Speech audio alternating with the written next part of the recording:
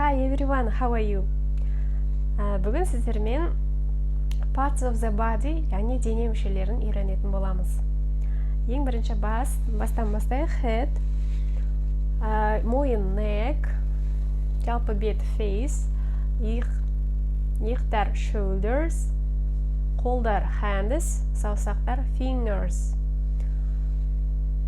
Келесі кеуде chest, арқа back, аяқтарды legs, тізелер knees, аяқтың саусақтары toes.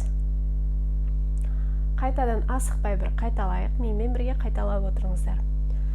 Head, neck, face, shoulders, chest, back, hands, fingers, аяқ legs, тізе knees, аяқтың саусақтары toes. Жақсы. Parts of the body деп атаймыз, яғни дене мүшелері деген сөз. Жалпы денені body дейміз. Келесі видеода, яғни face, бетті жеке қарастырамыз. Видеоны лайк басып, каналға тіркеліңіз. Достарыңызбен бөлісе отырыңыздар. Ағылшынды бірге үйренеміз. Goodbye everyone. See you next time.